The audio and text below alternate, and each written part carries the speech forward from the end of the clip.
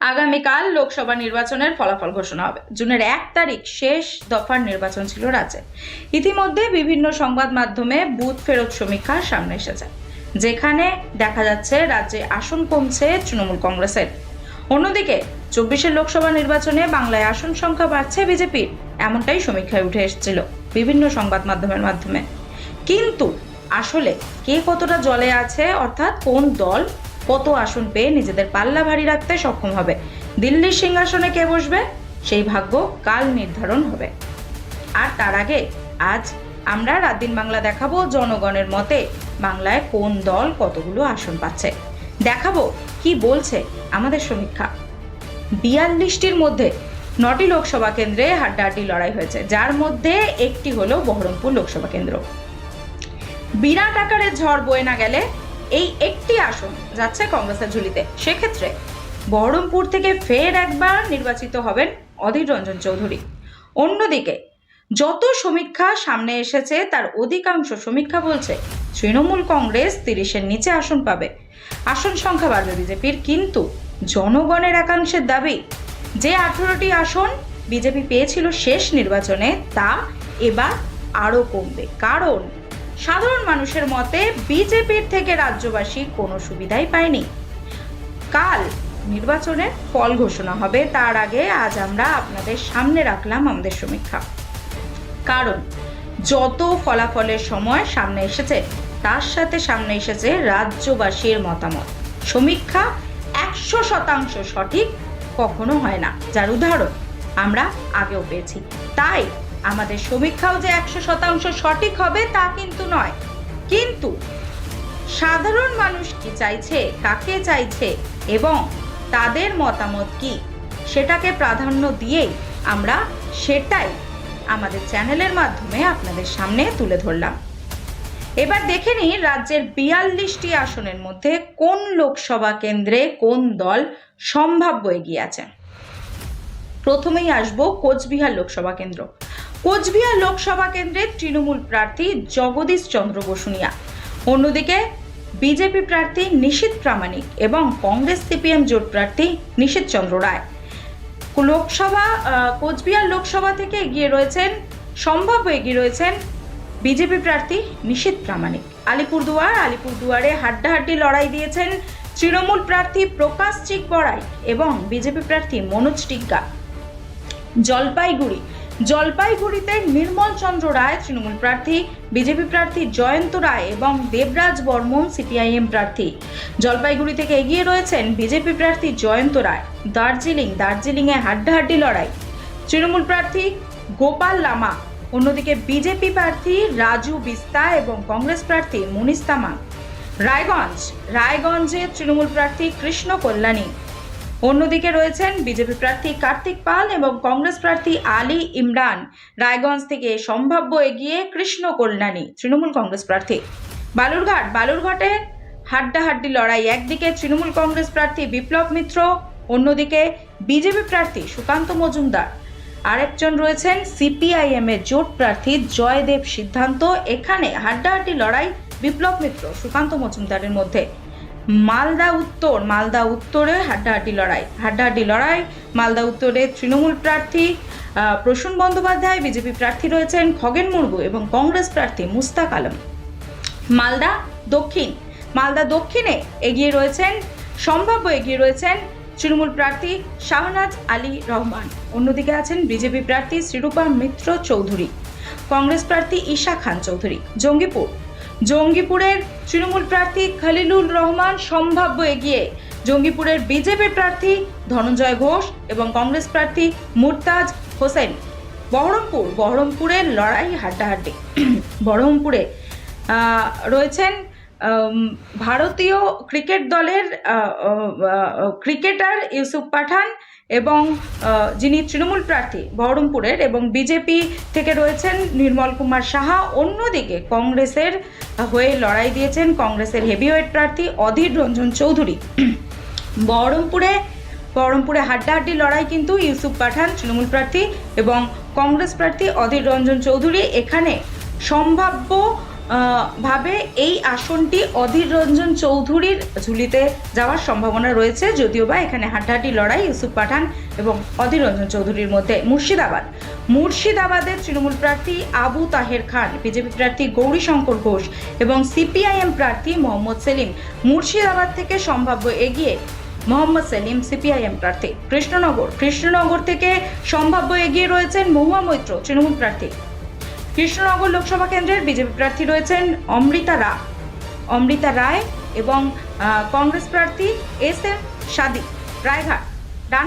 রানাঘাট লোকসভা কেন্দ্রের তৃণমূল প্রার্থী মুকুটমণি অধিকারী, বিজেপি প্রার্থী জগন্নাথ সরকার এবং সিপিআইএম প্রার্থী অলোকেশ দাস।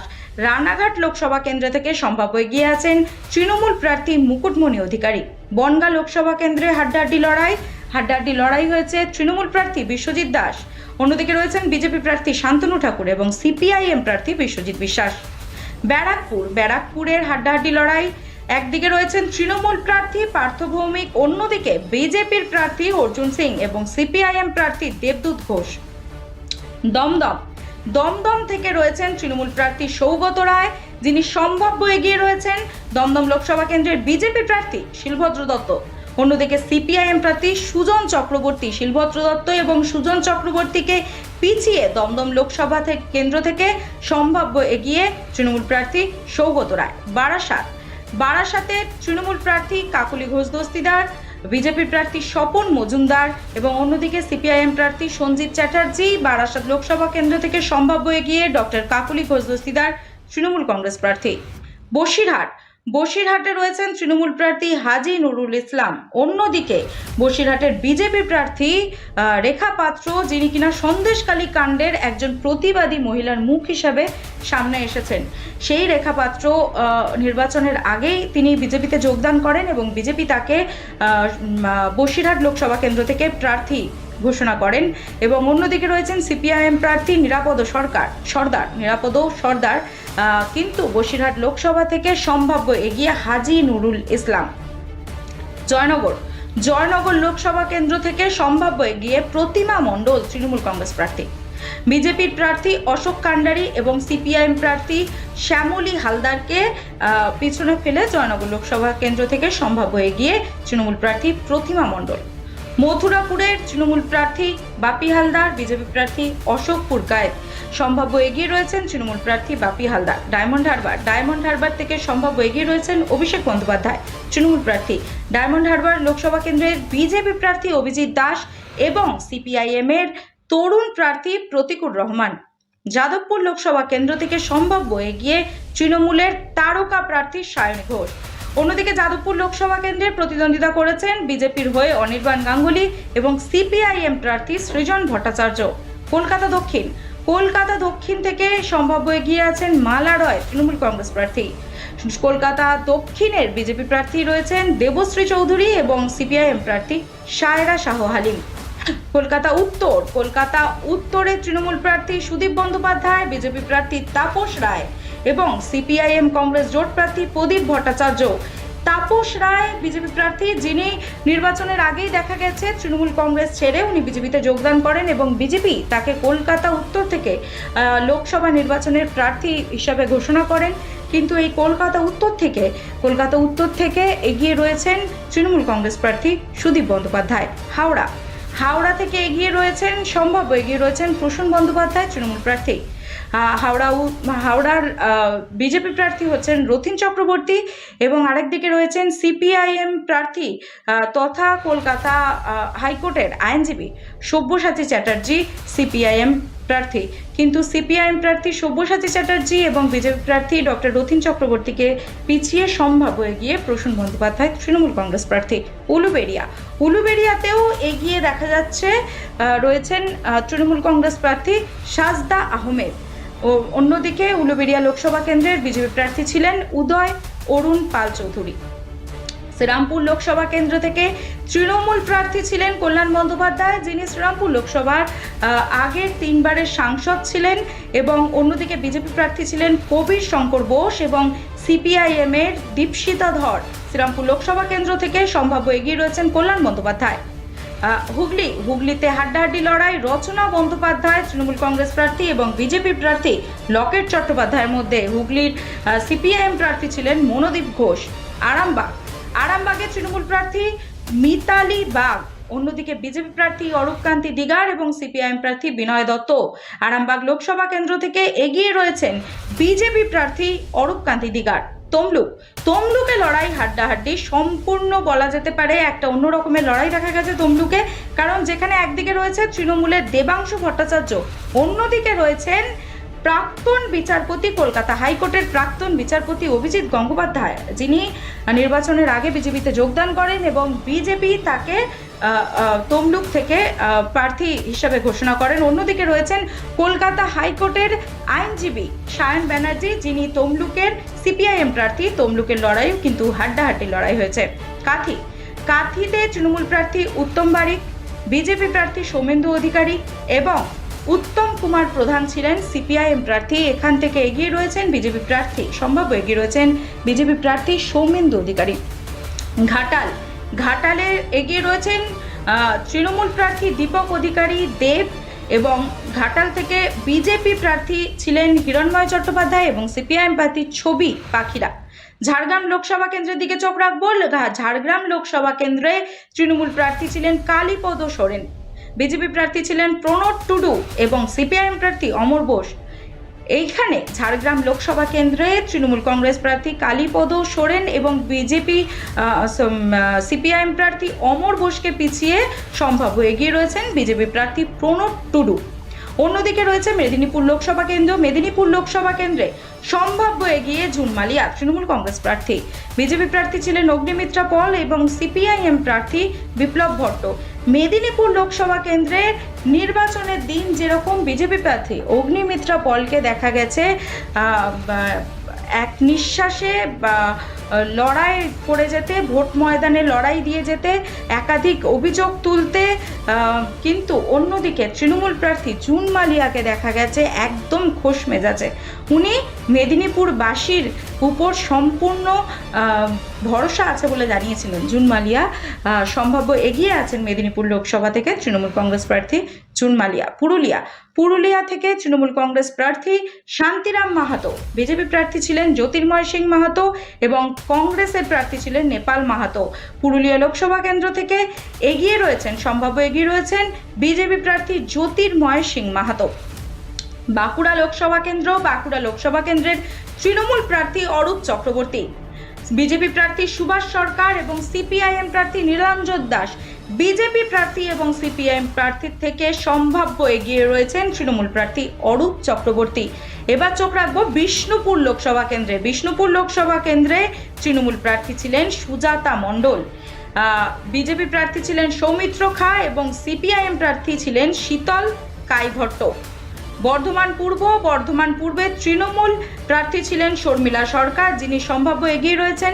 অন্যদিকে বিজেপি প্রার্থী ছিলেন অসীম সরকার এবং সিপিআইএম প্রার্থী ছিলেন নীরব খান। বর্ধমান দুর্গাপুর থেকে সম্ভাব্য এগিয়ে রয়েছেন কীর্তি আজাদ, বিজেপির প্রার্থী ছিলেন বর্ধমান দুর্গাপুর থেকে দিলীপ ঘোষ এবং সিপিআইএম প্রার্থী ছিলেন সুকৃতি ঘোষাল।